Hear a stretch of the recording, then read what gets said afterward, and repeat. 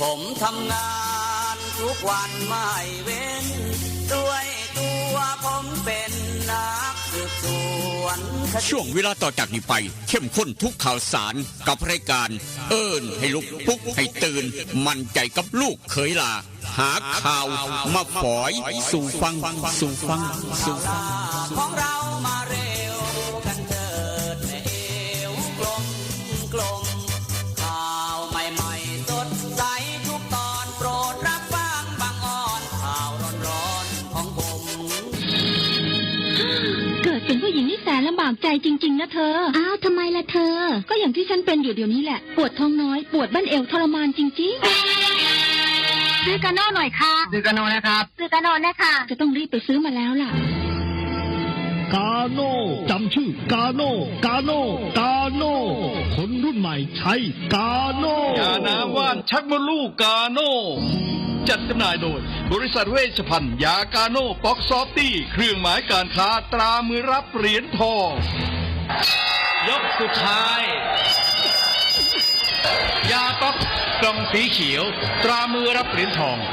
ใช้บรรเทาการปวดเมื่อยตามกล้ามเนื้อเคล็ดขัดยอกยาป๊อกน้ำมันยาป๊อกกล่องสีเขียวตรามือรับเหรียญทองบรรเทาการปวดเมื่อยเคล็ดขัดยอก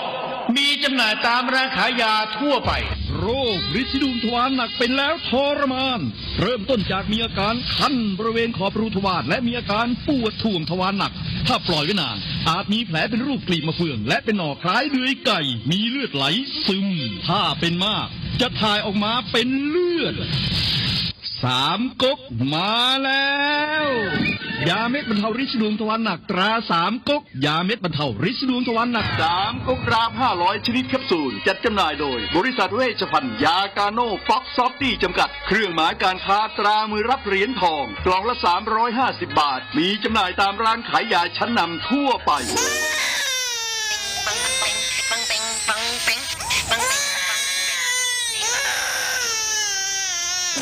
ลูกแอวลูกไห้เป็นไข้ไปหาหมอช่วยด้วยช่วยหน่อยคุณหมอไปคลินิกนายแพทย์จามิกรหรือว่าหมอดอดใจดีตั้งอยู่ตรงข้ามตลาดสดศรีเชียงใหม่ไปมาหางายตรวจรักษาโรคทั่วไปเด็กผู้ใหญ่ผู้สูงอายุความดันเบาหวานตรวจน้ำตาลในเลือดโรคทางเดินอาหารทางเดินหายใจปวดกล้ามเนื้อคอกระดูกเสื่อมมีวิตามินบำรุงผิวบำรุงร่างกายบริการส่งตรวจเอ็กซเรย์คอมพิวเตอร์ตรวจคลื่นแม่เหล็กไฟฟ้าไปคลินิกนายแพทย์จามิกรอยู่ตรงข้ามนาตลาดศรีเชียงใหม่ตรวจดีมีมาตรฐานบริการเหมือนญาติพี่น้องเปิดบริการสู้มือต้องไปหาหมอดอดใจดีสอบถามได้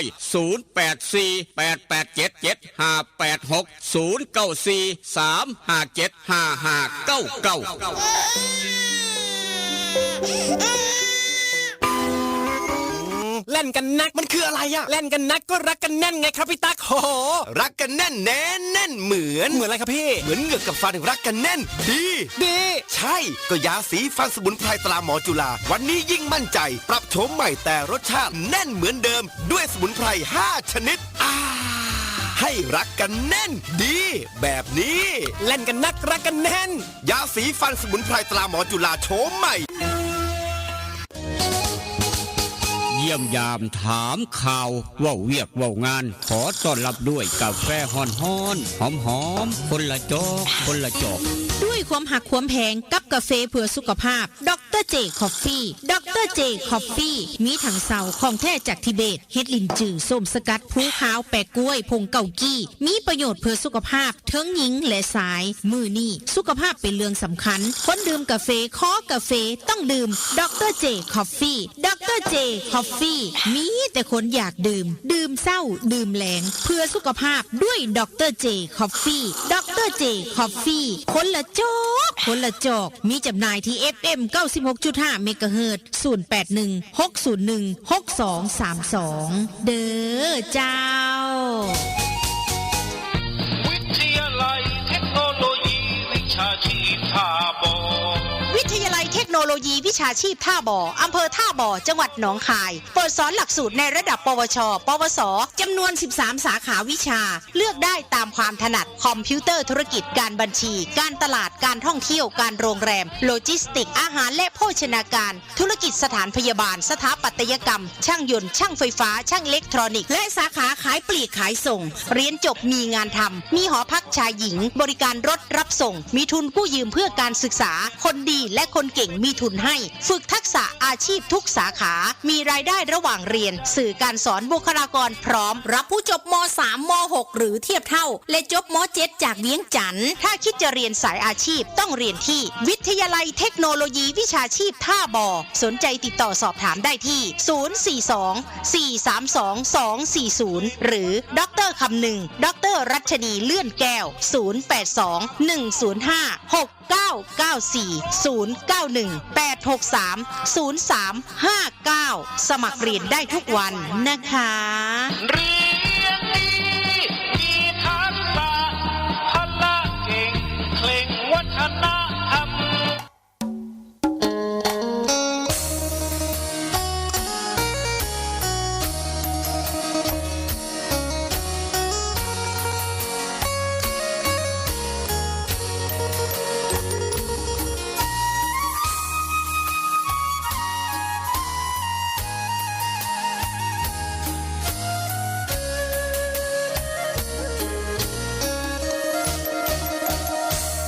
นั่ง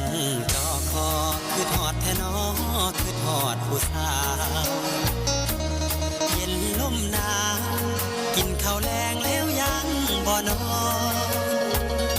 2 ทุ่มครึ่งเอารูปผู้สาวเบิ่งแล้วอ่อนสอน3 ทุ่มทอนเปิดใต้หมอนเอาจดหมายมาอ่านนั่งโกโซคือทอดพะโล้เฝ้าแต่รำพึงพอตีหนึ่งเฝ้าคิดถึงคำเคยเว้ากัน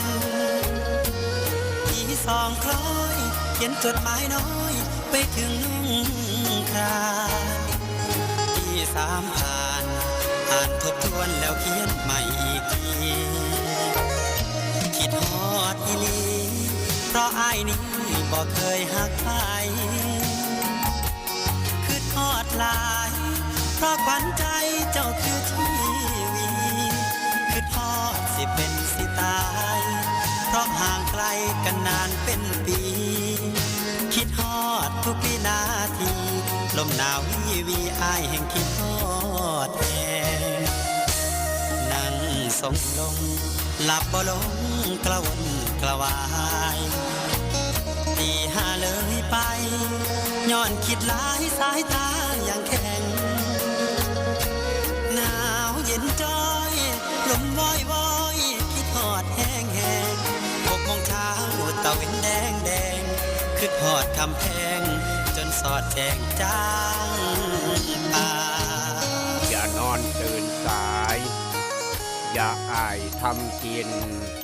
อย่าหมิ่นเงินน้อย อย่าคอยวาสนา สุขสบายมันเสมอมันเครือเก่าครับผู้ขาลูกเคยลานามนคนทำข่าว กลับมาเว้านำผู้เจ้าดังเดิมได้เวลาซำเนรเมตุเตรียมพร้อมเรียบร้อยครับ ได้เสื้อกันหนาวอากาศเย็นอากาศหนาวครับดูแลสุขภาพร่างกายเจ้าของพร้อมหลานหน่อยนำถ้าอย่ามองเสลดพังพรสวมหน้ากากอนามัยใส่แมสล้างมือด้วยเจลล้างมือครับอย่าชราใจอย่ากัดตกโรคภัยไข้เจ็บหลายคักหลังจากนั้นครับหอบเอาข้าวเข้าเท่าหันสอนใจได้คาดผู้เทกยางโปกเป๊กโปกเปกถามทงกุนมาถามกลางอุณหภูมิเช้าวันนี้ครับเย็นสบายครับ16 องศาจักหนาวจักฮ้อนแล้วพี่น้อง16 องศาเซนเซียสครับสีชะไมเวียงจันทร์ผาตากเสือทอกันพี่น้อง3 หม่อง 3 บอนอุณหภูมิทอกันบ่แม่นเหตุบังเอิญนี่คือความหนาวความเย็นทั่วถึงครับผาตากเสือกัน16 องศา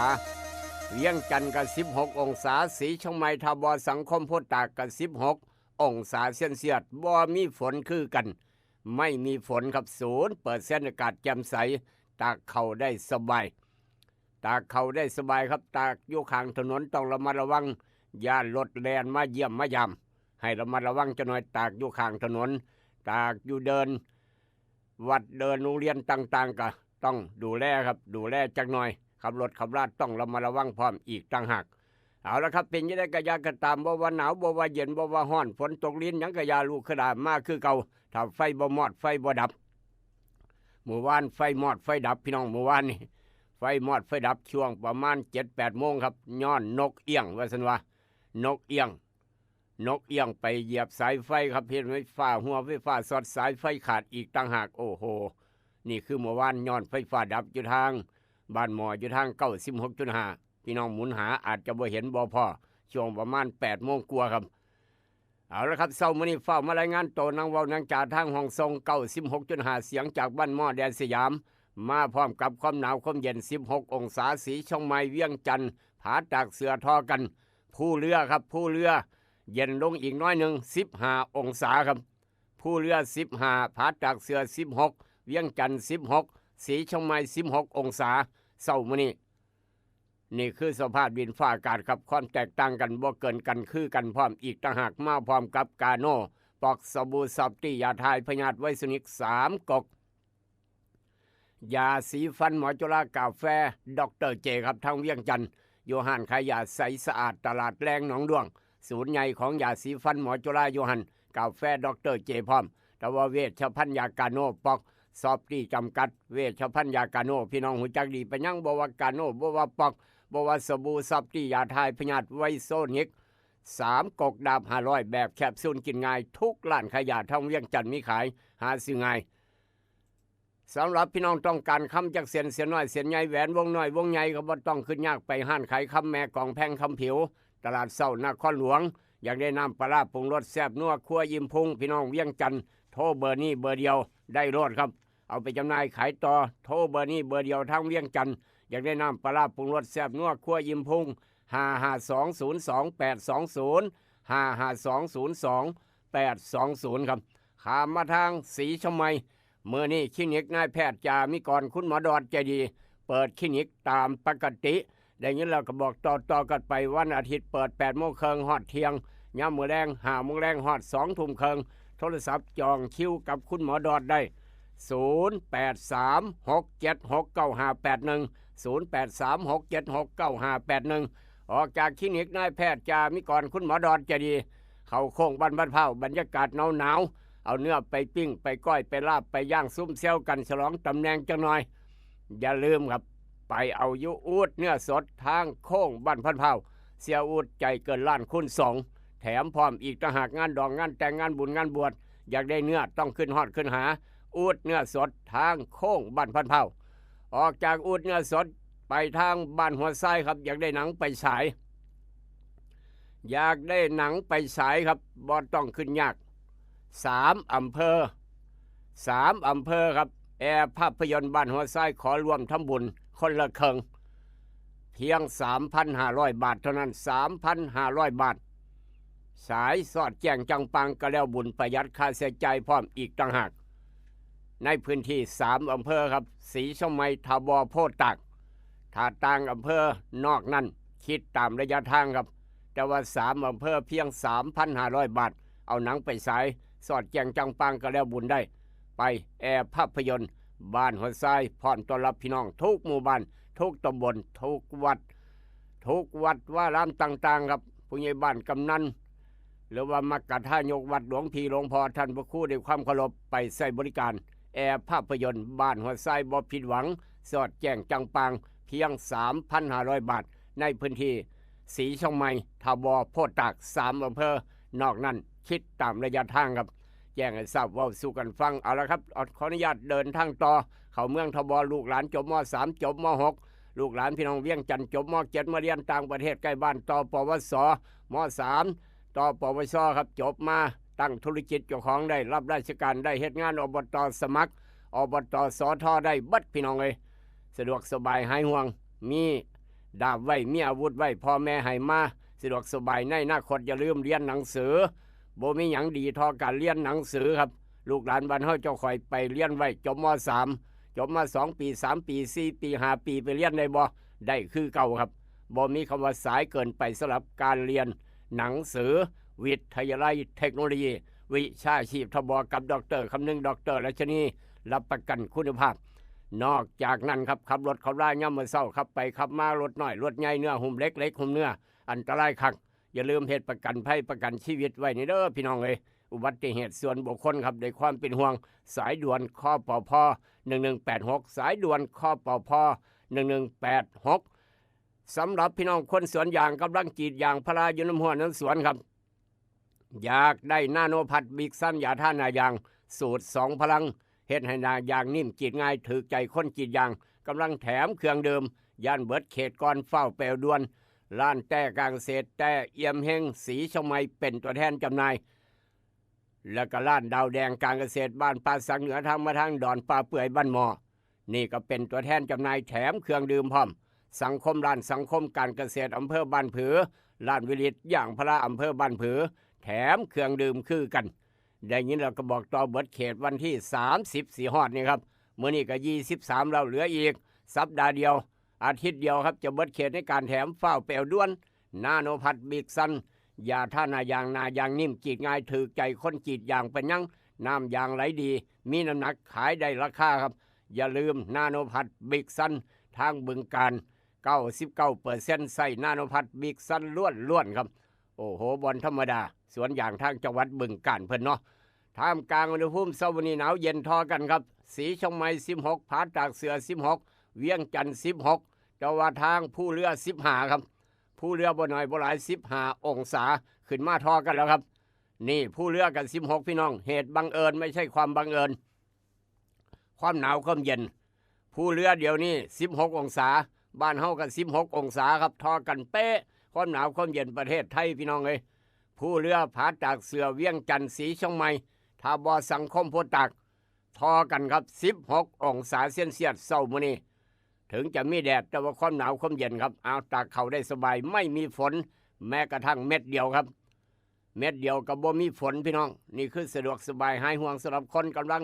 เกี่ยวเขาได้ตากเขามื้อนี้ครับเฮ็ดป่าแดดเดียวเฮ็ดสิ้นแดดเดียวพร้อมอีกถ้าหากไปเบิ่งทางญี่ปุ่นจะหน่อยญี่ปุ่นเดียวนี้ครับ8 โมงกว่าแดดจัดแต่ว่าความหนาวความเย็น11องศา11องศาเซนเซียสผู้ใหญ่วิชัยบ่ไปดอกทางประเทศไทยทางสีชมไมก็16องศาหนาวทอกันแต่ว่า11องศาญี่ปุ่นหนาวกลัวให้น่าสั่งทดแล้วไปผู้เดียวไปผู้เดียวรถคนมากินอาหารญี่ปุ่นนะทีมงานกำนันผู้ใหญ่บ้านผู้ใหญ่ใสเปิดออกห้องกระจายข้าวดังๆทางป่าสักใต้บ่ไปครับเวียกหลายราชการงานเมืองหลายวันหยุดวันอาทิตย์ก็บ่ได้พักบ่ได้ผ่อนเพิ่นว่าท่านกำนันพึกพร้อมอีกต่างหากผู้ใหญ่ตุบ้านโน้นสง่าพร้อมผู้ใหญ่วิชัยบ้านโคกหนองแวงพร้อมหลายเสียงหลายสายครับทางอบจสกลคนโคกทำพร้อมนี่กำลังโซเลกันอยู่กับความหนาวความเย็นอุณหภูมิ16องศาญี่ปุ่น11องศาเอาขออนุญาตอยู่ประเทศไทยดีกว่าไปเบิ่งทางสวิตเซอร์แลนด์ครับหลายคนอยากไปเที่ยวสวิตพอเชิดกันนรงค์อยากไปเที่ยวสวิตแต่ว่าไปบ่ได้นอนเฝ้าสวนปาล์มดีกว่าหมากปาล์มมีราคา6 บาทกว่า6 บาท50 ตังค์ประมาณนี้รับซื้อทางบ้านเฮาครับประมาณนี้เพราะฉะนั้นขอนอนเฝ้าสวนปาล์มผู้ยมวนบ้านฝางก็ขอนอนเฝ้าสวนปาล์มดีกว่าสวิตเซอร์แลนด์หนาวโพดจักหนาวจักร้อนเลยพี่น้องเอ้ย-3 องศาครับสวิตเซอร์แลนด์เดี๋ยวนี้กำลังจะฮอดตี 1-3 องศาเซนเซียสไม่มีฝนครับนี่คือสภาพดินฟ้าอากาศทางสวิตทางยุโรปทางบ้านเฮาทางญี่ปุ่นแตกต่างกันเอามาเว้าสู่กันฟังประจำเช้าวันที่23เดือนพฤศจิกายนพุทธศักราช2568ตรงกับวันอาทิตย์ขึ้น3 ค่ำเดือนอ้ายปีมะเสงตำรับตำราพ่อแม่ครูบาอาจารย์เลิกงามยามดีมื้อนี้บอกว่าห้ามทำการมงคลห้ามเหตุงานมงคลทุกอย่างทุกแนวมื้อนี้ครับห้ามทำการมงคลโลกาวินาศมื้อนี้โลกาวินาศห้ามเหตุงานมงคลเพราะฉะนั้นเสือบ่เสือก็ลองพิจารณาเบิ่งหรือว่าเจ้าเลิกสะดวกก็แล้วแต่ตามอัธยาศัยไม่ผิดกฎหมายครับแต่ว่าหลานชายหลานสาวคลอดมาเมื่อคืนลืมตาเบิ่งโลกวุ่นวายใบนี้ว่าจังได๋ครับบอกว่าพี่น้องทางฝั่งไทยพี่น้องทางนครหลวงเวียงจันทน์บักคำน้อยหลานชายหลานสาวคลอดมาคลอดอยู่โรงพยาบาลคลอดอยู่นำรถบัสรถทัวร์ แท็กซี่มองได้กะยาละคลอดอยู่กลางถนนทางต่างๆครับคลอดอยู่ในวัดคลอดอยู่ในเฮือนอยู่ในบ้านบ่ได้กะยานี่คือดวงวาสนาของหลานชายหลานสาวอาจารย์พินโยเอากระดานดำขึ้นมาดินสอหินขึ้นมานั่งขีดเขียนบวกลบคูณหารนั่งสมาธิน้อยหนึ่งได้ออกมาว่าจังสี่เด้อไม่ใหญ่เด้อดวงวาสนาของหลานชายบักคำน้อยครับใหญ่ขึ้นมา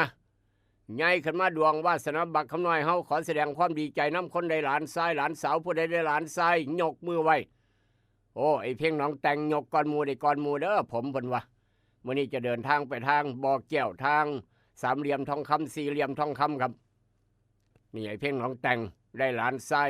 ได้บักคำน้อยใหญ่ขึ้นมาจะเป็นคนซื่อตรงครับสำหรับพี่น้องได้หลานชายใหญ่ขึ้นมาเป็นคนซื่อตรงมักความยุติธรรมต้องส่งไปเรียนกฎหมายสร้างหลักปักฐานเร็วหลานชายผู้นี้จะมั่งคั่ง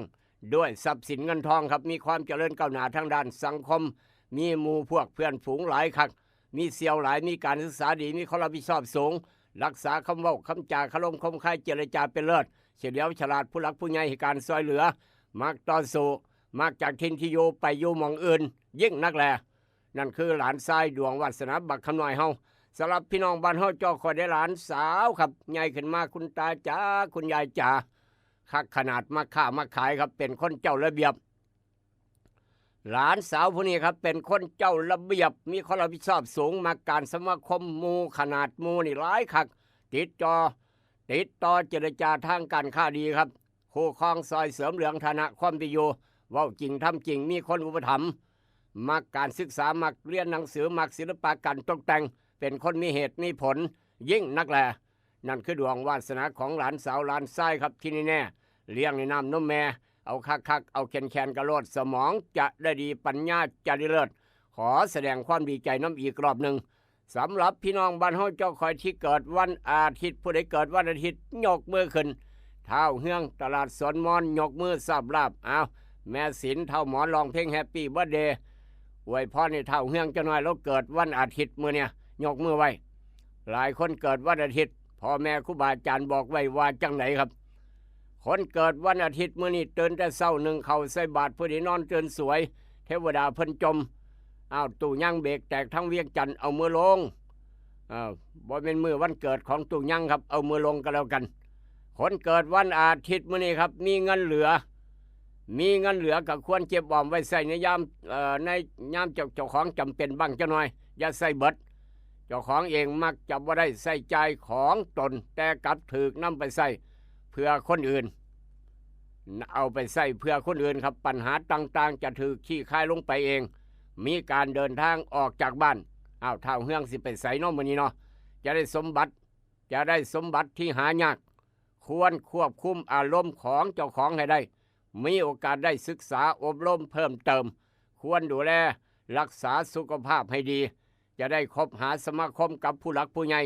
มีการปรับปรุงเปลี่ยนแปลงที่อยู่อาศัยให้ดีขึ้นจะได้รับของฝากของขวัญยิ่งนักแลนั่นคือดวงวาสนาคนเกิดวันอาทิตย์อาจารย์พินโยบอกไว้ลูกเคยลาบอกต่อครับเสือบ่เสือเป็นอีกเรื่องหนึ่งด้วยความหักความแพงกับกาโนปอกสบู่ซอฟตี้ยาทายพยาธิไวสุนิก3 กกยาสีฟันหมอจุฬากาแฟดรเจมือนี้วันนี้ในอดีตเบาๆครับมือนี้ในอดีต23พฤศจิกายนของทุกปีครับถือว่าเป็นวันนี้ในอดีตเบาๆแทนเขาเจ้าข่อยผู้ใดมีความสามารถอย่างเอามาฉลองกันครับผู้ใดมีความสามารถอะไรเอามาฉลองมื้อนี้ครับวันนี้ในอดีต23พฤศจิกายนวันฉลองความสามารถพิเศษของแต่ละคนหวังให้แต่ละคนมีความสุขกับความสามารถพิเศษผู้ใดมีหยังเอามางัดผู้ใดเฮ็ดกับเขาเก่งแสดงความสามารถในเฮ็ดกับเขากับน้ำเฮ็ดอาหารการกินครับผู้ใดเล่นดนตรีเก่งนี่มาผู้ใดเฮ็ดหยังเก่งเอามาเฮ็ดให้หมู่เบิ่งครับแสดงความสามารถพิเศษก็คือคุณสมบัติหรือความสามารถเด่นของบุคคลที่มีติดต่อมาตั้งแต่เกิดซึ่งสามารถแบ่งความสามารถพิเศษออกมาได้3 รูปแบบความสามารถในการควบคุมร่างกายในส่วนที่คนทั่วไปเฮ็ดบ่ได้เป็นต้นว่ากระดิกหูเนี่ยนี่คือความสามารถพิเศษนี่ครับ ผู้ใดมีความสามารถพิเศษอหยังมื้อนี้เอามาเฮ็ดให้หมู่เบิงก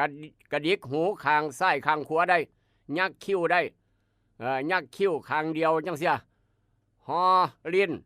ล้วนเป็นกรรมพันธุ์ที่มีมาตั้งแต่เกิดว่าจำเป็นต้องใส่ความรู้ความสามารถพิเศษนี่ความชำนาญการพิเศษครับหรือว่าความสามารถทั่วไปที่ฝึกฝนโดยเฉพาะเป็นตัวว่าศิลปะการต่อสู้เล่นดนตรีเต้นรำร้องเพลงวาดรูปหรือว่าเล่นกีฬาครับเอิ้นว่าความสามารถพิเศษความสามารถแปลกที่คนทั่วไปบ่ค่อยเฮ็ดกันก็คือควงปากกาควงปากกาครับด้วยความเร็วโชว์การหมุนลูบิกด้วยความเร็วเล่นมายากลเล่นกลให้หมู่เบิงนี่ความสามารถพิเศษเรียนเสียงสัตว์ห้องจอกแจ๊กห้องเสียงนกกระจอกห้องเสียงนกนั่นเสียงนกนี่ห้องเสียงกระรอกกระแตโอ้โหความสามารถพิเศษผู้ใดมีความสามารถพิเศษอีหยังเอามาเฮ็ดให้หมู่เบิงเมื่อนี้ถือว่าวันแสดงความสามารถพิเศษหวังให้มีความสุขกันทั่วหน้า23 พฤศจิกายนของทุกปีครับผู้ใดมีหยังเอามาเฮ็ดให้หมู่เบิงครับผู้ใดว่าเจ้าของเฮ็ดหยังเจ๋งผู้ใดว่าเจ้าของเฮ็ดหยังเจ๋งเอามาเฮ็ดให้หมู่เบิงครับผู้ใหญ่วิชัยจังซี่ก็เจ๋งด้านเฮ็ดเนื้อพลอยไผ่เราว่าเราเฮ็ดเจ๋งประมาณเจ๋งแบบใดครับเนื้อพลอยเอาหนังหยาบๆไว้เฮ็ดให้พลอยจังซี่นะเอาผู้ใดเฮ็ดเจ๋งครับเฮ็ดหยังเจ๋งเอามาเฮ็ดให้หมู่เบิงมื้อนี้23 พฤศจิกายนของทุกปี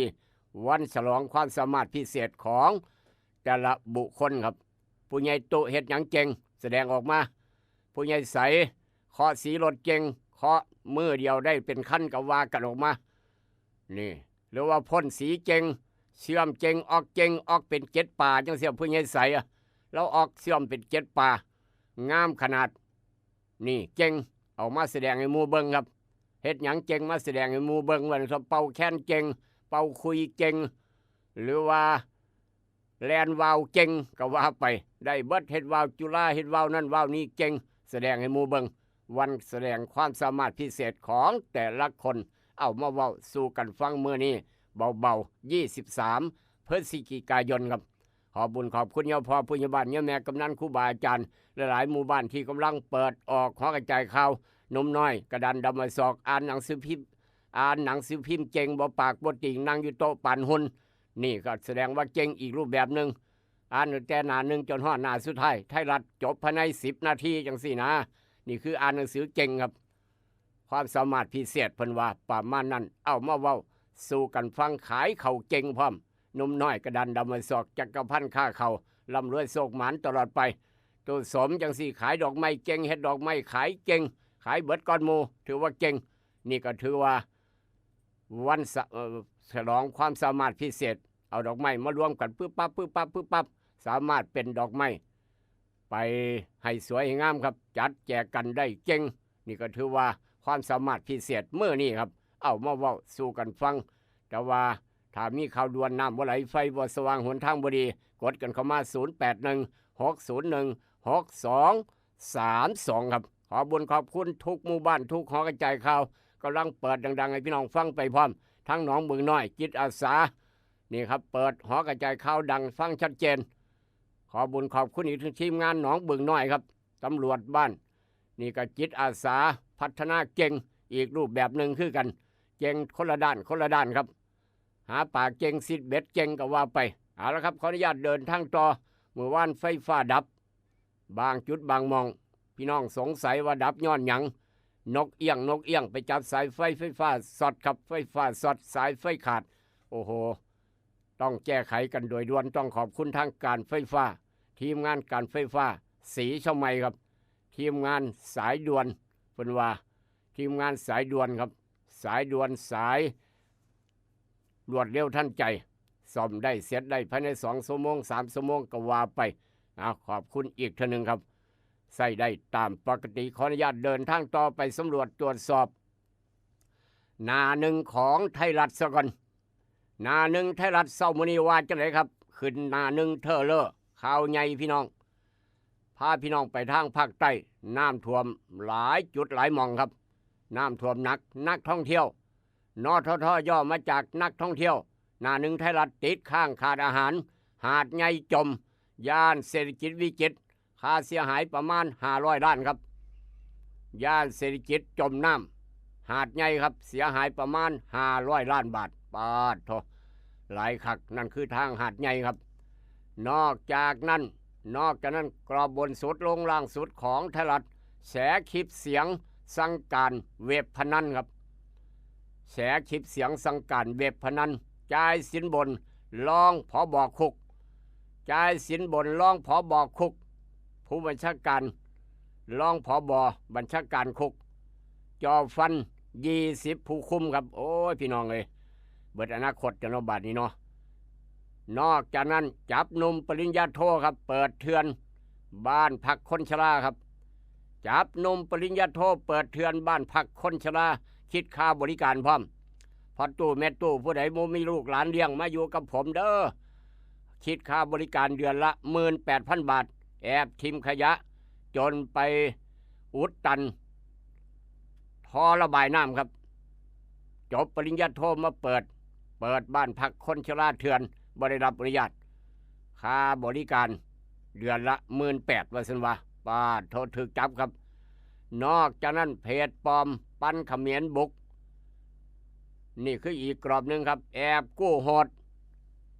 แอบพี่น้องแอบกู้โหดว่ามันแอบกู้โหดกู้แบบไหนครับสมมติว่ากู้เงินจากแอปมองนี้100 บาทต้องจ่าย 3,000 บาทต่อปีโอ้โหแพงคักโหดคักโหดแน่เนาะนี่เนาะแอบกู้โหดร้อยละ 3,000 บาทต่อปีกู้มา100 บาทต้องจ่ายดอก 3,000 บาทต่อปีครับว่าโทษจักเท่าบัดนี้บ่แม่น30 เท่าบ่นี่กู้เงินมา100 บาทสิ้นปีมาต้องจ่ายดอก 3,000 บาทครับแพงคักแพงแน่พี่น้องแอปกู้โหดว่าซะจากล่างสุดของไทยรัฐจากไทยรัฐมาด่วนไทยรัฐครับด่วนไทยรัฐมีหยังแน่ด่วนไทยรัฐเข้ามาจากด่วนไทยรัฐจากหน้าหนึ่งครับพัทลุงน้ำท่วมยังบ่ขี้คายครับรองนายกลงพื้นที่มอบถุงยางชีพผู้ประสบภัยนี่คือจากทางภาคใต้พาพี่น้องไปเที่ยวภาคใต้ล้วนน้ำท่วมนราธิวาสประกาศเขตให้ความช่วยเหลือผู้ประสบภัยพิบัติกรณีฉุกเฉินในอำเภอบาเจาะนั่นคือทางนราธิวาสทางกรมอุตุฉบับ16เช็คจังหวัดภาคใต้เจอฝนตกหนักถึงหนักมากช่วง22-23มื้อนี้ครับ2มื้อต่อกันทางภาคใต้เส้นทันพัฒนาเปิดพื้นที่จอดรถฟรีครับซอยผู้ถึงน้ำท่วมหาดใหญ่นครศรีธรรมราชเป็นข่าวน้ำท่วมหาดใหญ่วิกฤตเตือนพี่น้องเตรียมรับมือคาดน้ำเพิ่มสูงขึ้นขยายวงกว้างครับนี่เตือนขันเข้ามาเวลาประมาณ 18 นาฬิกาเมื่อวานนี้เป็นข่าวนอกจากนั้นไฟใหม่หนาหนาวครับไฟใหม่อาคาร3 ชั้นซอยขุนนาวาแถวย่านบางรักกรุงเทพผู้หญิงสาวครับผู้หญิงสาวออกมาว่าได้ติดข้างถือไฟใหม่ตายสยอง1 ศพอยู่ชั้น3ออกมาว่าได้ไฟใหม่ครับตายสยอง1 ศพนี่คือไฟใหม่ออกมาว่าได้ยุตึกชั้น3ครับญาติบางรักทางกรุงเทพเป็นข่าวด่วนกันออกมาของไทยรัฐเพราะฉะนั้นฟื้นไฟอย่าประมาทออกจากเฮือนจากบ้านนอนอยู่ก็ต้องอย่าประมาทชีวิตและทรัพย์สินครับเตือนลูกขลาพร้อมเตือนพี่น้องนำบ่อยากเห็นบ่อยากพ่อจากไทยรัฐมาอีสานไทยรัฐครับอีสานไทยรัฐบ้านเฮามีอย่างแน่ครับอีสานไทยรัฐบ้านเฮามีอันแน่ที่น่าสนใจด่วนกันเข้ามาครับทางอีสานบ้านเฮาไทยรัฐบอกวางสี่ศพปริศนาเธอคาเผาอำพรางอยู่ในป่าพ่อเล็กดามขาสวมนาฬิกายี่ห้อดังพร้อมนี่คือทางไทยรัฐอีสานบ้านเฮาครับนอกจากนั้นวิทยาลัยเทคนิคสุรินทร์ครับดังอีกแล้วครับวิทยาลัยเทคนิคสุรินทร์จังหวัดสุรินทร์เมืองสร้างนักศึกษาไอเดียเจ๋งครับประดิษฐ์เครื่องทำลายทุ่นระเบิด PMN2 ประดิษฐ์เครื่องทำลายทุ่นระเบิด PMN2 ครับหรือว่า PMN2 นี่คือ ลูกหลานไปเรียนหนังสือเกี่ยวกับสร้างครับเกี่ยวกับสร้างเครื่องยนต์กลไกต่างๆประดิษฐ์เครื่องทำลายทุ่นระเบิด PMN2 โอ้โหครับไอเดียเจ๋งสุดยอดนี่อนาคตไกลครับลูกหลานบ้านเฮาเจ้าข่อยความคิดเฮ็ดเครื่องทำลายทุ่นระเบิดได้ว่าต้องสั่งตรงจากเมืองนอกนี่คือวิทยาลัยเทคนิคสุรินทร์ลูกหลานบ้านเฮาเป็นคนคิดไอเดียเจ๋งตบมือสวดอนาคตไกลครับลูกหลานบ้านเฮาเจ้าข่อยอย่าไปกำไปกายกับยาเสพติดเรียนหนังสือดีกว่าครับนี่คือข่าวต่างๆรถไฟแล่นต่ำรถกระบะนักดนตรีหนุ่มขับรถกระบะมาคนดังทางโคราชเป็นนักดนตรีครับตายฆ่าซากรถไฟเหยียบรถกระบะข้ามถนนบ่ข้ามรถไฟต่ำลมหายใจจากพี่น้องเอ้ยนี่แหละขับรถขับลาด้วยความเป็นห่วงสายด่วนข้อปพ1186จากไทยรัฐยกง่ายๆมาทางหน้าหนึ่งเดลินิวเช้ามื้อนี้ว่าจะได้ครับหน้าหนึ่งเดลินิวเช้ามื้อนี้ว่าจะได้ฝนถล่ม8จังหวัดอ้วมภาคใต้วิปโยคนายกบี้ผู้ว่าเยียวยาสอบระบบคอนบอดขาดครับเศรษฐกิจหานใหญ่พังยับ500 ล้านร้อยใจผนึกผู้กันวาดผ่านภาษาทิศลักษ์น้อมถวายความอาลัยสมเด็จพระพันปีหลวง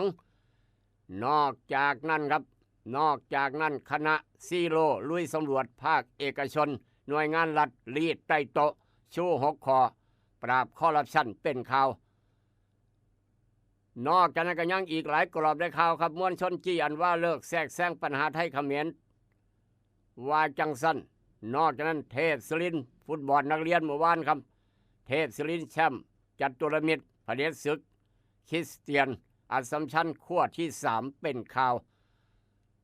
นอกจากนั้นก็ยังอีกหลายกรอบหลายข่าวครับอีกหลายกรอบหลายข่าวกรอบร่องกรอบย่อยว่าจะแน่ครับกรอบร่องกรอบย่อยของเดลินิวส์วันนี้นายกสั่งเยียวยาด่วน8จังหวัดใต้วิปโยคค่าใจระบบแจ้งเตือนภัยครับจมน้ำเดือดร้อนกลัว700,000 รายครับหาดใหญ่เศรษฐกิจเสียหาย500 ล้านนอกจากนั้นทหารเขมรบุกทหารบกยันข้าวปลอมมวลชนอัดยับอันว่าหยุดแทรกแซงประเทศไทยครับลุยสำรวจภาคเอกชนหน่วยงานรัฐรับใต้โต๊ะแนะ6 มาตรการปลูกฝังจิตสำนึกต้านองค์กรโกงนี่คือข่าวต่างๆที่สำคัญจากหน้าหนึ่งของไทยรัฐเดลินิวครับเกี่ยวกับการบ้านการเมืองอันใดมีประโยชน์ผู้ข่าวมาว่าอันใดบ่มีประโยชน์ขออนุญาตผ่านเกี่ยวกับการบ้านการเมืองมีผลได้เสียเพราะว่าอีกบ่โดนจะมีการเลือกตั้งแล้วครับอีกบ่โดนจะมีการเลือกตั้งแล้วอันใดมีผลได้เสียจังสั่นจังซี่พรรคนั่นเป็นสั่นจังซี่ขออนุญาตผ่านก็แล้วกันให้กำลังใจบอกว่าการบ้านการเมืองระดับประเทศการบ้านการเมืองระดับท้องถิ่นกำลังโสเลกันย่อมมาเศร้าตักบาตรไปพร้อมผู้นั้นเป็นสั้นผู้นี้เป็นซี่เสียดิหลายๆตำบลครับกำลังจะมีการเลือกตั้งอบต.เลือกตั้งสอบต.เลือกตั้งนายกอบต.เลือกตั้งนายกเทศมนตรีเทศบาลครับของประเทศไทยทั่วประเทศไทยอีกบ่โดนกำลังจะเบิดว่าละ27 พฤศจิกาเมื่อนี้23แล้วครับ23 พฤศจิกา27 พฤศจิกาจะเบิดวาระของอบต.ในวาระนี้ครับ27 พฤศจิกาเบิดวาระวันที่1ได้เบอร์แล้วครับวันที่1จะมีการรับสมัครใหม่แล้วได้เบอร์เอาติดตามตอนต่อไปการเมืองระดับท้องถิ่นกำลังคึกคักพอตู้ไม่ใหญ่กำลังโศกันพี่น้องกำลังโศกันสลับข้อการเมืองเดี๋ยวก็มาพอกันกับอาหารสมองยามมื้อเช้ายกต่อไปยกที่2ครับคิดทองให้ได้ทองคิดเงินให้ได้เงินคุณกำลังรับฟังอาหารสมองยามเช้ายิ้มฝังโขงกับรายการให้ลุกปลุกให้ตื่นให้ลุกปลุกให้ตื่นอยู่นะครับอยู่นะคะรวยขอให้รวยขอให้รวยขอให้รวยเกิดเป็นผู้หญิงนี่แสนลำบากใจจริงๆนะเธออ้าวทำไมล่ะเธอก็อย่างที่ฉันเป็นอยู่เดี๋ยวนี้แหละปวดท้องน้อยปวดบั้นเอวทรมานจริงๆ ซื้อกาโน่หน่อยค่ะ ซื้อกาโน่นะครับ ซื้อกาโน่นะคะจะต้องรีบไปซื้อมาแล้วล่ะ กาโน่จำชื่อกาโน่กาโน่กาโน่คนรุ่นใหม่ใช้กาโน่ยาน้ำว่านชักมดลูกกาโน่จัดจำหน่ายโดยบริษัทเวชภัณฑ์ยากาโน่ป๊อกซอฟตี้เครื่องหมายการค้าตรามือรับเหรียญทองยกสุดท้าย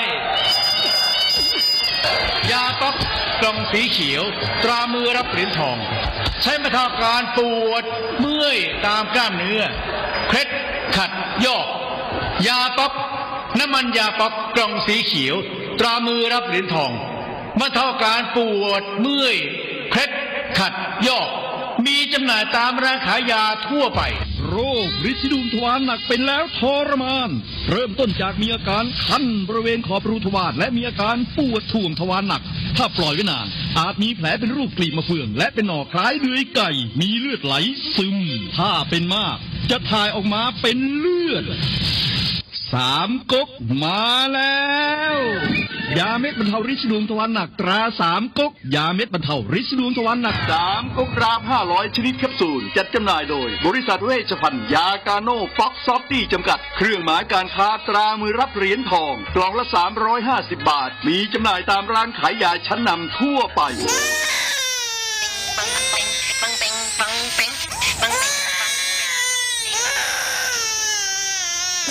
ลูกแอวลูกไห้เป็นไข่ไปหาหมอช่วยด้วย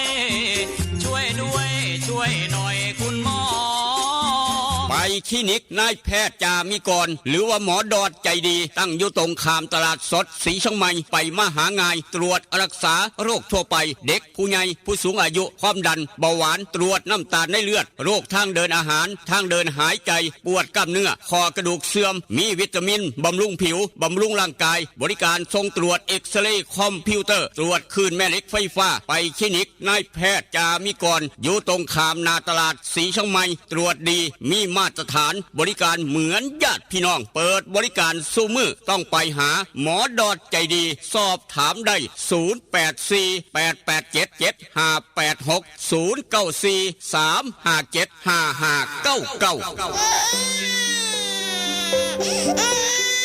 จึงยอมถอดแหวนที่แม่เคยสวมนิ้วให้มั่นแฟนด้วยแหวนแม่เพราะเป็นคำแท้ๆ100%มีใบหับประกันจากห้านกล่องแพงคำผิวนครหลวงเวียงจันทร์แม่แล้วคันได้คำจากห้านขายคำกล่องแพงคำผิวบวาสร้อยข้อคำสร้อยแขนแหวนตุ้มหูหูประพันธ์ถูกสนิทลวดลายงามหลากหลายทุกทานมั่นใจ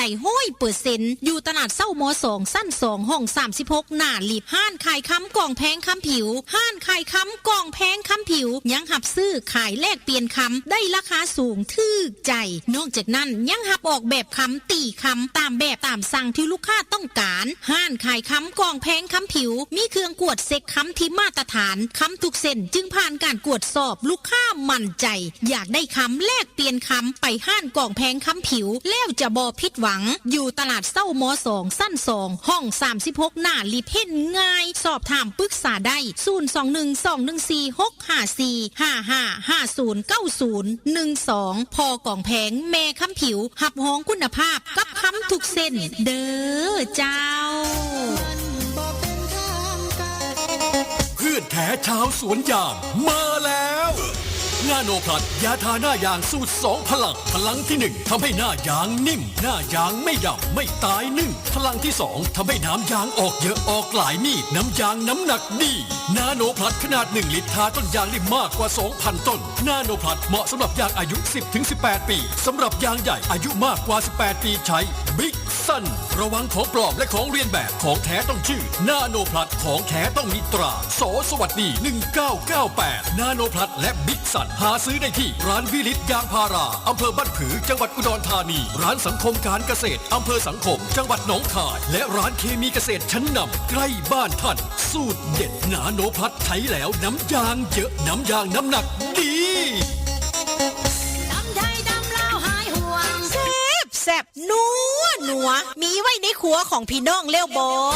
น้ำปลาปรุงรสแซ่บนัวครัวอิ่มพุงแซ่บนั นัวครัวอิ่มพุงน้ำปลาปรุงรสแซ่บนัวครัวอิ่มพุงมี2สูตรน้ำปลาแซ่บนัวครัวอิ่มพุงสูตรแซ่บคูณ2ฟ้าสีส้มใส่ตำมักหุงตำมั่วตำซั่วตำถาดตำสารพัดตำแซ่บหลายแซ่บหลายน้ำปลาแซ่บนัวครัวอิ่มพุงสูตรลดมือแม่ฟ้าสีเหลืองใส่ลาบก้อยซอยแซ่อ้อออมแกงได้รสเด็ดแซ่บแซ่บเด้อเจ้ากินหอมแซ่บนัวแท้ว่ามือนี่พอข้าแม่ขายต้องการเป็นตัวแทนจำหน่ายน้ำปลาปรุงรสแซ่บนัวครัวอิ่มพุงทั้ง2สูตรสนใจติดต่อหนองคายสีเชียงใหม่0933548221นครหลวงเวียงจันทร์อยู่ห้านสิ้นดาดอิ่มพุงต่อหน้าห้านอาหารต้นตาลบ้านสีสมซืนถนนเก้าเลี้ยวเมืองสีโค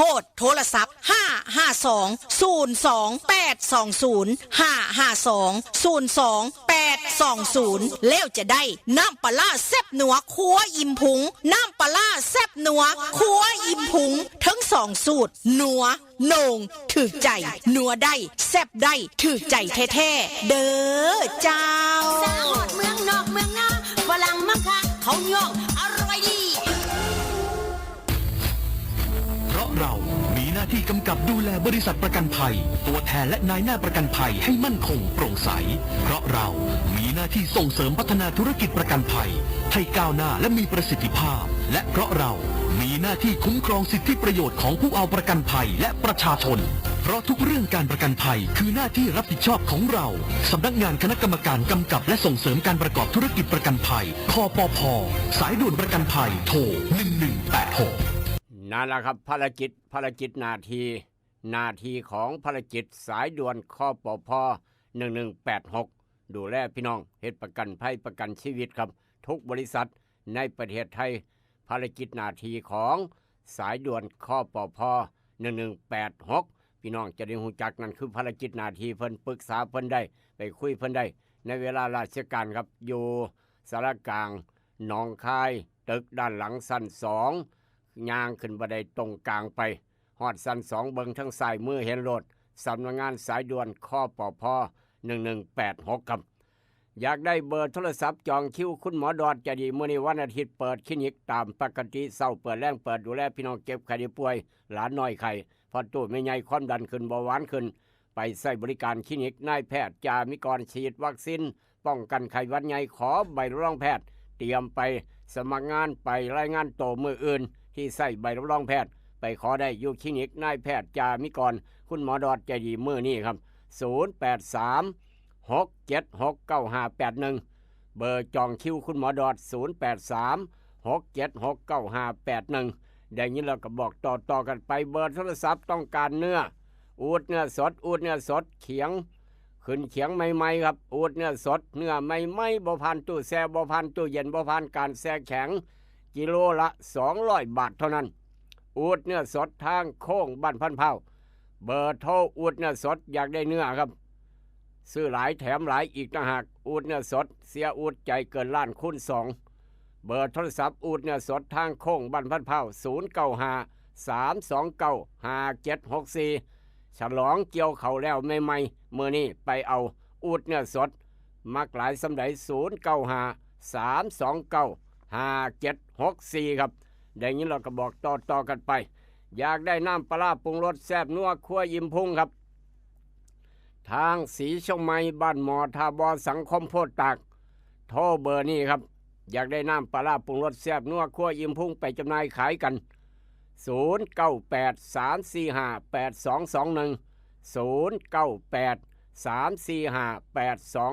0983458221ทางอำเภอเมืองหนองคายทางตำบลหาดคำทางตำบลวัดธาตุ0933548067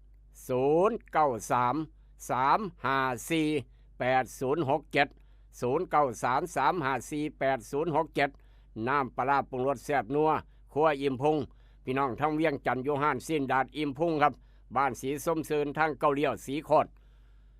เมืองสีโคตรครับเบอร์โทรศัพท์เบอร์เดียวพี่น้องเวียงจันทร์โทรเบอร์นี้ส่งฮอดเฮือนฮอดบ้านส่งฮอดร้านตำบักหุ่ง552-02820 552-02820 น้ำปลาร้าปรุงรสแซ่บนัวครัวอิ่มพุงครับอย่างนี้เราก็บอกต่อกันไปสำหรับพี่น้องต้องการน้ำปลาร้าปรุงรสแซ่บนัวครัวอิ่มพุงทางบ้านพ้นทองตรงข้ามนาวัดบ้านพ้นทองครับนั่นคือร้านตำหุงยายติดร้านตำหุงยายติดตำแซ่บบ้านพ้นทองเพิ่นเป็นตัวแทนจำหน่ายน้ำปลาร้าปรุงรสแซ่บนัวครัวอิ่มพุงก่อนหมู่ขายก่อนหมู่ได้เงินก่อนหมู่เข้ากระเป๋าก่อนหมู่ร่ำรวยก่อนหมู่ย้อนเป็นตัวแทนจำหน่ายน้ำปลาร้าปรุงรสแซ่บนัวครัวอิ่มพุงกำลังขายดิบขายดีครับเดือนเดียว2 เดือนเบิดไปโอ้หลายหมื่นลังหลายหมื่นแกะหรอครับหลายหมื่นโหลแล้วนี่คือกำลังขายดิบขายดีจนพ่อค้าไม่ขายน้ำหาจนตลาดแตกน้ำปลาร้าปรุงรสแซ่บนัวครัวอิ่มพุงครับสำหรับพี่น้องคนสวนยางนาโนพัดบิ๊กซันเริ่มบ่ได้กำลังจะเบิดเขตในการแถมเครื่องเดิมสิ้นเดือนนี้เบิดเขตการแถมครับบ่ได้แถมเครื่องเดิมเพราะฉะนั้นเฝ้าเปลวด้วนเหลืออยู่ 6-7 มื้อกำลังแถมอยู่ร้านแต่กลางเศษแต่เอี่ยมเฮงครับแถมเครื่องดื่มพร้อมนาโนพัดบิ๊กซันยาท่านายางสูตร2 พลังร้านดาวแดงการเกษตรบ้านป่าสังเหนือทางมาทางดอนป่าเปื่อยบ้านหมอนี่ก็แถมเครื่องดื่มสังคมร้านสังคมการเกษตรอำเภอบ้านผือร้านวิลิตอย่างพระอำเภอบ้านผือก็แถมเครื่องดื่มคือกันอย่างนี้เราก็บอกต่อกันไปย่านเบิดเขตเฝ้าเปลวด้วนซื้อ1 แถม 1ซื้อ100 แถม 100เอารถไปแจ้เอา3 ล้อไปแจ้เอาครับไปขนเอานี่คือนาโนพัดกับบิ๊กซันยาท่านายางสูตร2 พลังทางอบต.สาย YouTube บ้านดอนขนุนเฝ้าเปลวเด้อคนสวนยางนาโนพัดบิ๊กซันยานเบิดเขตในการแถมเครื่องดื่มก่อนคืนกำไรให้กับลูกค้าครับขายดีพอดีนาโนพัดบิ๊กซันได้ยินเราก็บอกต่อกันไปสำหรับพี่น้องคนสวนยางหูจักดีปัญญังขันเอ่ยว่านาโนพัดกับบิ๊กซันครับถ้ามีข่าวด่วนอยากว่าน้ำบ่ไหลไฟบ่สว่างหนทางบ่ดีอยากอยากคุยขอมีประโยชน์ต่อหมู่บ้านมีประโยชน์ต่อคนหมู่มากว่ากันเข้ามาครับ0816016232ครับ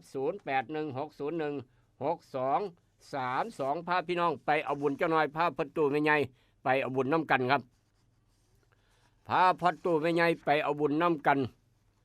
วันอังคารที่9 ธันวาวันอังคารครับ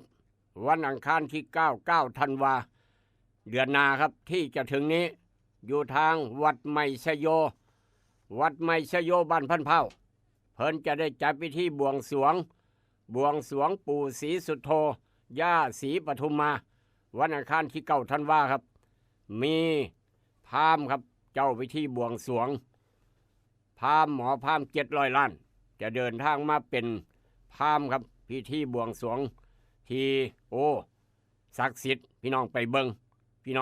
ไปร่วมทำบุญน้ำกันครับไปตั้งโรงทานน้ำกันไป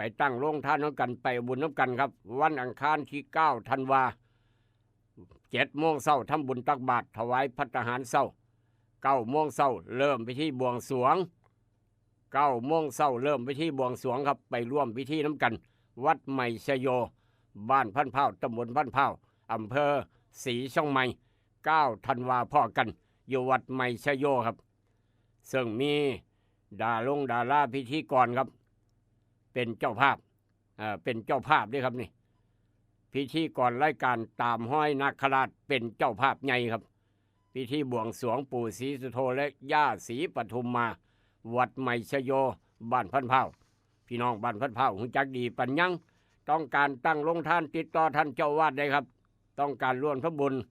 ต้องการตั้งโรงทานมื้อวันที่9 ธันวาวันอังคารยามมื้อเช้าติดต่อทางท่านพระครูสิทธิมังคโลภาสได้ทางวัดใหม่ชโยครับอย่างนี้เราก็บอกต่อพาพี่น้องไปทางเมืองทาบอครับงานนี่เกี่ยวกับงานทางเจ้าอาวาสเพิ่นมรณภาพหลวงพ่อสวนวัดสว่างธรรมวาสมรณภาพเมื่อวันที่30 ตุลาที่ผ่านมาครับอายุเพิ่น96 ปี74 พรรษาครับป้าดโถอายุยืนครับ96 ปีบวชมา74 พรรษาเดี๋ยวนี้ตั้งศพสวดบำเพ็ญบุญอยู่เป็นเวลา50 มื้ออยู่วัดสว่างธรรมวาส 22 ธันวาครับ22 ธันวาจะเป็นมื้อวันพระราชทานเพลิงศพเวลา 16 นาฬิกาพี่น้องต้องการไปร่วมทำบุญไปฟังสวดอภิธรรมแต่ละมื้อครับตั้งบำเพ็ญกุศลตั้งบำเพ็ญบุญเป็นเวลา50 มื้อจะพระราชทานเพลิงศพ22 ธันวาเดือนหน้านี่ครับพฤศจิกาธันวานี่เหลืออีกประมาณเดือนหนึ่งอย่าลืมบอกต่อกันไปเฮ็ดลงทานไปตั้งลงทานไปร่วมฟังสวดน้ำกันย่ำมื้อแรงครับอยู่วัด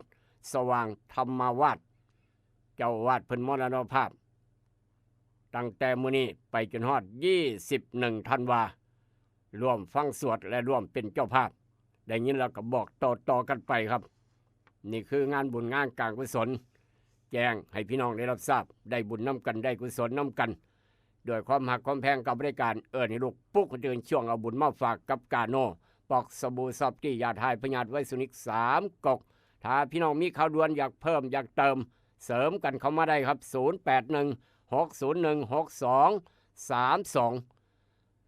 จังหวัดหนองคายครับหนองคายเมืองน่าอยู่อันดับ7ของโลกมือวานยังบ่มีหยังครับหนองคายเป็นมือวันหยุด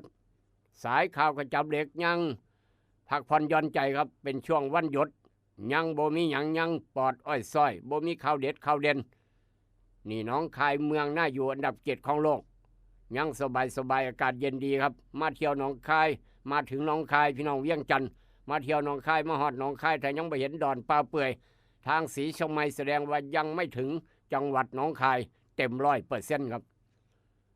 ขออนุญาตเดินทางต่อช่วงกำลังถ่าทุกเสียงทุกสาย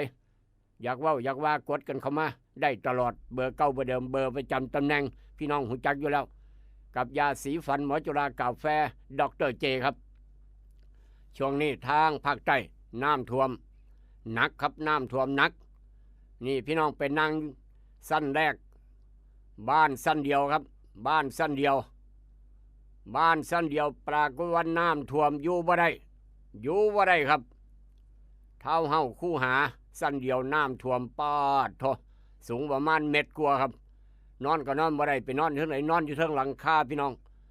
ห้องแต่ละห้องบ้านแต่ละหลังปีนขึ้นไปโยกบันไดเล็กพาดหลังคาไปนั่งอยู่เทิงหลังคาฝนตกลิ้นกังห่มไปพร้อมโอ้นับ10 ชีวิตเริ่มเมื่อยเริ่มอ่อนหนีน้ำท่วมอยู่ในเขตหาดใหญ่ครับติดอยู่เทิงหลังคาออกมาบ่ได้นี่นั่นคือภาพเหตุการณ์ภาพข่าวท่วมหนักทางหาดใหญ่เศรษฐกิจเสียหายประมาณ500 ล้านครับทางหาดใหญ่ผู้ใดมีลูกมีหลานมีพี่น้องมีญาติพี่น้องเหตุงานอยู่ทางหาดใหญ่ก็ลองโทรศัพท์ไปเว้าไปคุยไปถามเบิ่งครับให้กำลังใจกันพร้อมจากทางหาดใหญ่นี่ก็ทิพย์บ่อาบน้ำครับขี่มอไซค์คันเก่าเดินทางไปประมาณครับหลายพันคันพี่น้องหลายพันคัน 1,481 คนครับถูกจับปรับแล้ว 1,481 คนทิพย์น้ำบ่อาบเจอยังครับเป็นยังคือจับ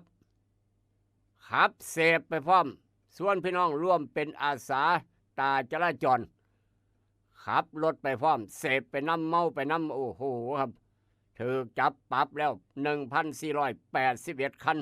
81 คนครับทิพย์น้ำบ่อาบเพราะว่าอากาศหนาวพาพี่น้องไปทางพูนต่างจังหวัดบ่เป็นทางบ้านเฮาเด้ครับนี่บ่เป็นทางบ้านเฮาครับเพราะฉะนั้นร่วมเป็นหูเป็นตาสอดส่องพฤติกรรมผู้กระทำความผิดอยู่เทิงท้องถนนว่าทิพย์บ่อาบน้ำเป็นข่าวครับเอามาเว้าสู่กันฟังลูกหลานผู้ใดไปร่วมขบวนการร่วมทิพย์บ่อาบน้ำก็ลองโทรศัพท์ไปบอกไปกล่าวกันจังหน่อยครับจากเหตุการณ์นั้นมาทางเหตุการณ์นี้หน้าหนาวย่านบางรักไฟไหม้ตึกแถว3 ชั้นอายุ22 ปีเฮ็ดงานบ่ายญี่ปุ่นครับเฮ็ดงานบ่ายญี่ปุ่นเฮ็ดงานเมื่อยกลับมานอนอยู่บ้านหลับลึกไฟไหม้ห้องหนีออกมาบ่ได้ตายสลดนี่คือเฮ็ดงานดึกตี 1 ตี 2กับฮ้อนห้องพักไฟเพิ่นมาใหม่บาดเนี่ยโอ้ยหลับลึกครับไฟไหม้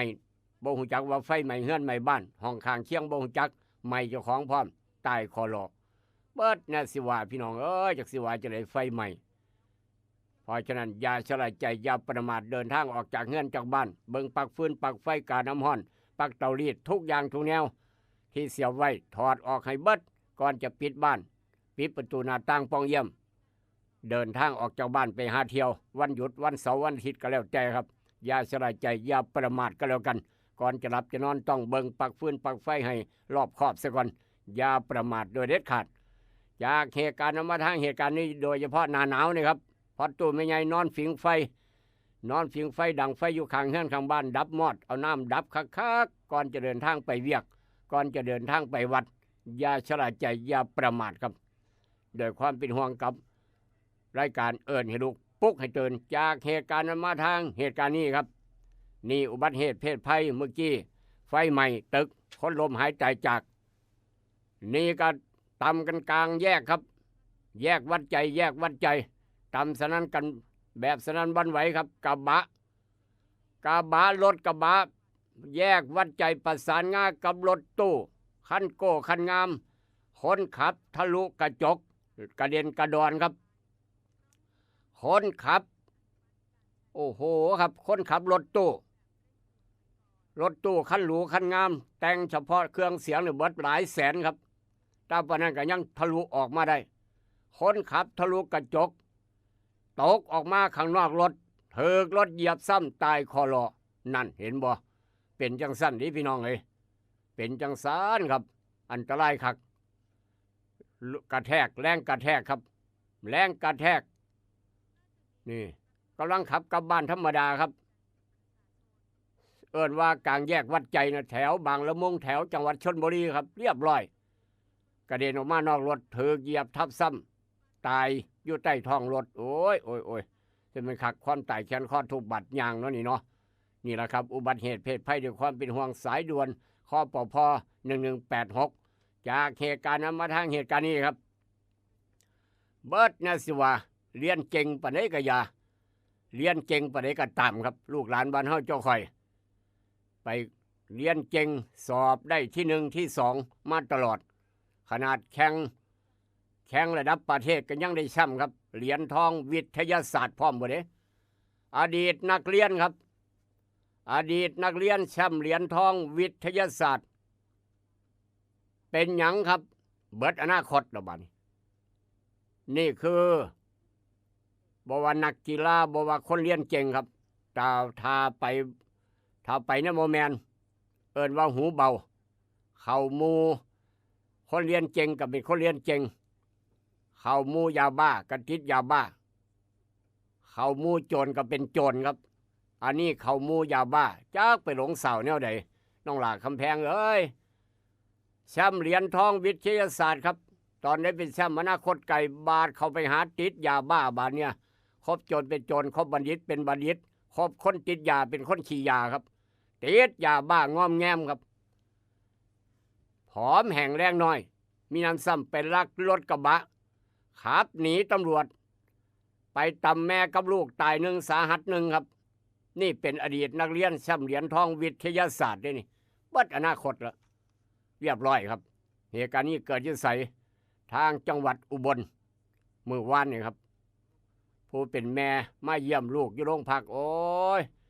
แม่เสียอกเสียใจเรียนเก่งหนังสือเนาะลูกเนาะเรียนหนังสือเก่งเนาะติดยาบ้ายังบ่พอขับรถยังมาต่ำคนตายอีกบัดนี้โอ้ยเบิดอนาคตเห็นบ่ครับเป็นจังซั่นเด้นี่คือชีวิตของคนติดยาบ้าทั้งที่เรียนหนังสือเก่งครับแชมป์เหรียญทองวิทยาศาสตร์นี่เป็นอดีตนักเรียนแชมป์เหรียญทองวิทยาศาสตร์จังไดไปเพิ่งผ้ายาบ้าครบบัณฑิตเป็นบัณฑิตครบนักกฎหมายเป็นนักกฎหมายครบเรียนเก่งเป็นคนเรียนเก่งครบคนยาบ้าก็เลยเป็นยาบ้าเป็นน้ำกันครับเรียบร้อยเบิดอนาคตห้ามเอาเป็นตัวอย่างลูกหลานบ้านเฮาเจ้าคอยหลีตนอีพ่ออีแม่นี่เด้อหลีตนผู้มีพระคุณเนี่ยครับ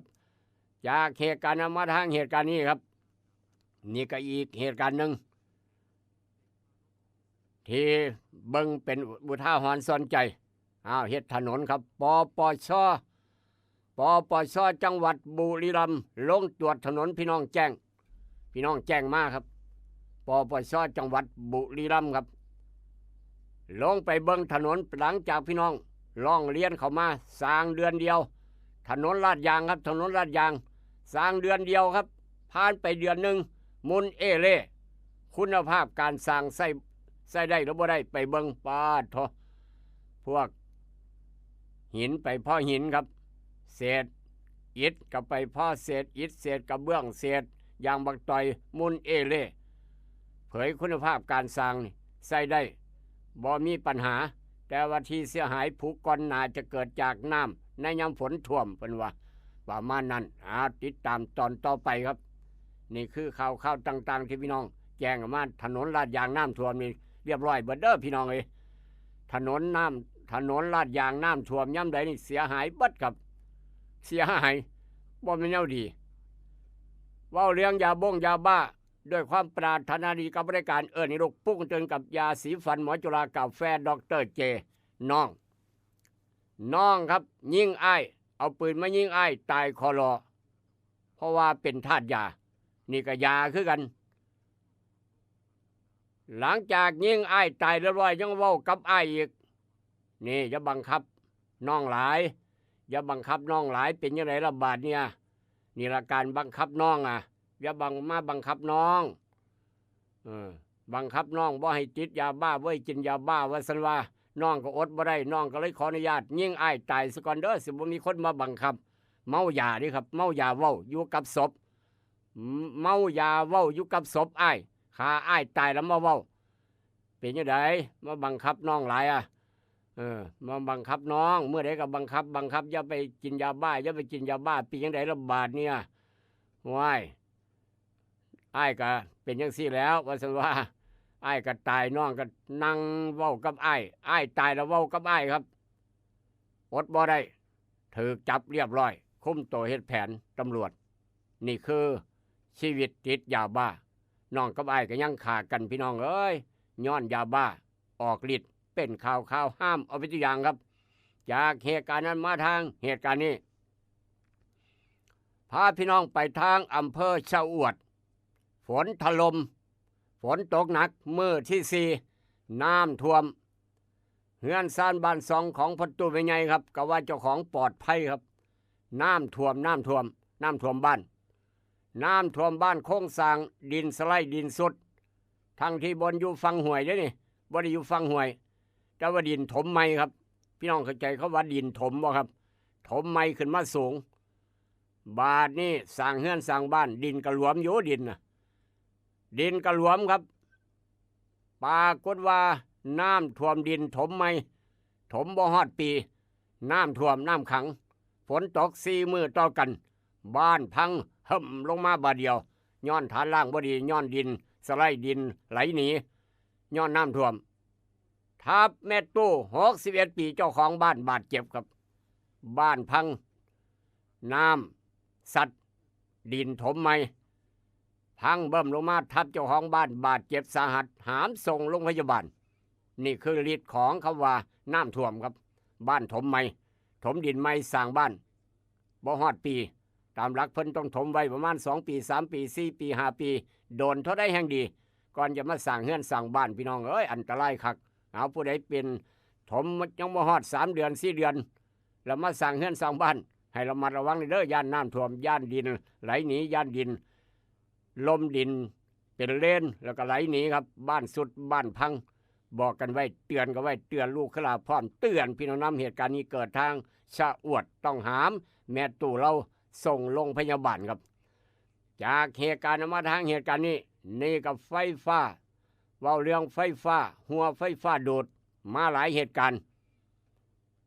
นี้สายไฟฟ้าขาดตกลงมาใส่บ้านครับพี่น้องเข้าใจคำว่าสายไฟฟ้าแรงต่ำผ่านหลังคาบ้านวันนี้สายไฟขาดจะไม่ขาดย้อนหยังผ่านตกใส่หลังคาบ้านครับจากสายไฟฟ้าขาดตกใส่หลังคาบ้านตื่นเศร้าขึ้นมาหลายคนมาเห็นมันก็มาเป็นซานบ้านบ้านอยู่ฝนกันตกบ้านกระเปียกสายไฟฟ้าก็ขาดพาดบ้าน เกิดไฟฟ้าหัวครับแม่ครับแม่ไฟฟ้าหัวแม่ตกลงไปในน้ำไฟฟ้าหัวสอดแม่หัวสักกระเทียมจินตกลงไปในน้ำเพราะว่าฝนตกลูกชายครับลูกชายลงไปซอยลูกลงไปซอยแม่หวังว่าจะเอาแม่ขึ้นมาครับขึ้นมาจากน้ำถูกไฟฟ้าสอดอีกตายทั้งคู่แม่ก็ตายลูกก็ตายย้อนไฟฟ้าหัวสอดแม่ตกน้ำลูกลงไปซอยแม่ถูกไฟฟ้าสอดตายทั้งแม่ทั้งลูกเรียบร้อยครับเหตุการณ์นี้เกิดอยู่ทางบางปะอินทางจังหวัดพระนครศรีอยุธยา11 โมงครึ่งเมื่อวานนี้ก่อนเที่ยงโอ้โถความตายแขนข้อทุกบัดยางแล้วนี่เนาะเอาเพราะฉะนั้นอย่าชราใจอย่าประมาทเป็นประกันภัยประกันชีวิตไปเนี่ยพี่น้องเอ้ยเล่นกับฟืนกับไฟอย่าชราใจอย่าประมาทเด้อมอมันใจอย่าไปจับอย่าไปใกล้ฟืนไฟฟ้าหัวไฟฟ้าสดอยู่เฮือนอยู่บ้านอยู่ไม่ได้ก็ตามแต่เถียงให้เถียงนาน้ำหัวน้ำสวนครับอย่าประมาทโดยเด็ดขาดแค่เฮาเจ้าคอยเตือนลูกขลาพร้อมเตือนพี่น้องน้ำครับเจ้าของบ้านยังบอกว่าแจ้งการไฟฟ้าให้ย้ายออกโดนแล้วแต่กับบ่มาดำเนินการจักเทื่อว่าซั่นว่าจนไฟฟ้าสดแม่กับลูกตายครับสายไฟฟ้าขาดตกเสียหลังคาบ้านฝนตกน้ำท่วมทางจังหวัดพระนครศรีอยุธยาเมื่อวานเป็นข่าวครับเอามาเว้าสู่กันฟังจากเหตุการณ์มาทางเหตุการณ์นี้หลายคนปวดหัวเอาทางคุณหมอผู้ใดปวดหัวฟังจะหน่อยเด้อพี่น้องเอ้ยหมอบอกว่า7อาการปวดหัวครับที่ต้องเฝ้าไปหาหมอด่วนบอกว่าเป็นสัญญาณอันตรายบ่งบอกถึงเป็นภาวะเร่งด่วนทางการแพทย์ต้องเฝ้าไปหาหมอไปโรงพยาบาลทันทีครับ1ผู้ใดมีอาการแบบนี้ครับปวดหัวเฉียบพลันรุนแรงที่สุดในชีวิตอดจนทนบ่ไหวปวดหัวร่วมกับอาการทางระบบประสาทแขนขาอ่อนเว้ากับบ่ชัดชาน้ำแขนน้ำขาสักกระตุกนี่อาจเป็นสัญญาณของสโตรกหรือว่าก้อนในสมอง3ปวดหัวร่วมกับไข้สูงคอแข็งอาเจียนพุ่งเสี่ยงเยื่อหุ้มสมองอักเสบปวดหัวหลังการบาดเจ็บที่หัวโดยเฉพาะทาเบิดสติสับสนเว้ากับหน้ากับหลังอาเจียนซ้ำอาจเป็นเลือดข้างในสมองผู้ใดมีอาการแบบนี้เฝ้าไปหาหมอด่วนปวดหัวอย่างหนักในผู้ที่มีโรคประจำตัวเสี่ยงครับบอกว่ามะเร็งภูมิคุ้มกันต่ำตั้งท้องตั้งครรภ์เสี่ยงอาจมีการติดเชื้อหรือว่าความดันในกะโหลกผิดปกติเป็นข่าวปวดหัวที่เป็นมากขึ้นเรื่อยๆหรือว่าเปลี่ยนรูปแบบชัดเจนอาจเกี่ยวกับความดันในกะโหลกหัวเพิ่มหรือก้อนสมองนี่คุณหมอเพิ่นบอกข้อที่7ปวดหัวร่วมกับอาการทางสายตาครับเห็นภาพซ่อนตามัวกระทันหันเสี่ยงภาวะเส้นประสาทตาอักเสบหรือว่ามุมตาแคบเฉียบพลันถ้ามี1ในอาการข้างต้นเฝ้าไปโรงพยาบาลด่วนหากเป็นปวดหัวทั่วไปแต่ว่าเรื้อรังหรือว่ารบกวนชีวิตปวดอยู่ตลอดปวดบ่เศร้าจะเรือควรไปหาแพทย์เพื่อประเมินเพิ่มเติมนี่คือคำว่าอาการปวดหัวคุณหมอเพิ่นบอกไว้7อย่าง7แนว7ประการผู้ใดมีอาการแบบที่ว่ามาลูกกะลาเอามาฝากปวดแบบฟ้าผ่าครับปวดแบบฟ้าผ่าอยู่ซื่อกับปวดหัวเสียงเลือดออกใต้เยื่อหุ้มสมองนี่เป็นสั้นนี้คำว่าปวดหัวเพราะฉะนั้นอย่าชะล่าใจเฝ้าไปหาหมอด่วนราคาทองคำเมื่อวานบ่หน่อยบ่หลายครับขึ้นไป250 บาทขึ้นไป250 บาท 63,250 ทอง1 บาทอยู่ในข้อผู้ใหญ่บ้านขายได้ประมาณหรือว่าอยู่ในข้อคุณนายผู้ใหญ่บ้าน 61,109 บาท 96 สตางค์จะเพิ่มจะลดต้องติดตามตอนต่อไปเดี๋ยวความปรารถนาดีกับห้านไขคำแม่กองแพงคำผิวตลาดเศร้านครหลวงราคาหมากปาล์มยัง6 บาทกว่าราคาอย่างพาราบ่มีรายงานกันเข้ามาครับพยากรณ์อากาศอีสานบ้านเฮามื้อนี้อากาศเย็นถึงหนาวกับมีหมอกบางในตอนเช้าและอุณหภูมิจะสูงขึ้น 1-2 องศาเริ่มสูงเลยเด้อพี่น้องเอ้ยอุณหภูมิเริ่มสูงขึ้นแล้ว 1-2 องศามันคือสิเบิดเร็วแท้ความหนาวนี่เนาะ มากสิเบิดแล้วนะครับความหนาวอุณหภูมิจะเริ่มสูงขึ้น1 ถึง 2 องศาครับนี่คือสภาพดินฟ้าอากาศทางอีสานบ้านเฮาตั้งแต่6 โมงเช้ามื้อนี้ฮอด6 โมงเช้ามื้ออื่นก่อนจากกันครับมื้อนี้วันหยุดวันอาทิตย์ฟังธรรมะจากหลวงปู่เหรียญวราลโพพ่อแม่ครูบาอาจารย์ครับหลวงปู่เหรียญวราลโพครับ8 โมงเช้าฮอด9 โมงด้วยความปรารถนาดีกับรายการเอิ้นให้ลูกปลุกกันตื่นทาง 96.5 ก่อนจากกันแก้ความดันสูงจะหน่อยผู้ใดเป็นความดันสูงอย่าลืมกินน้ำใบพักนอกกินใบบัวบกพักนอกน้ำทงให้น้ำมากินกับปนกับแจวแล้วก็กินน้ำบักขามกินน้ำใบบัวบกกินพักนอกนี่นะครับจะซอยลดความดันโลหิตสูงยาสมุนไพรใกล้ตัวใกล้บ้านเอามาเว้าสู่กันฟังกันลองพิจารณาเบิ่งไปแล้วครับผมลำด้วยโศกหมานอย่าเจ็บอย่าจนอย่าท้ออย่าถอยวันอาทิตย์มื้อนี้มีความสุขทุกเส้นทางในการเดินทางไปท่องเที่ยวอย่าลืมแดมมหัศจรรย์ดอนปลาเปื่อยทางบ้านหมอกก็แล้วกันสวัสดีครับพี่น้องต่อเด้อพ่อเด้อพ่อแม่เฒ่าแก่แล้วสิทางบำที่จำนี่ละนอเพิ่งว่าเกิดเป็นคนเอาควรสร้างสังฆทานอย่าเว้นปล่อยจังงั้นตักบาตรนี่ปล่อยแพ้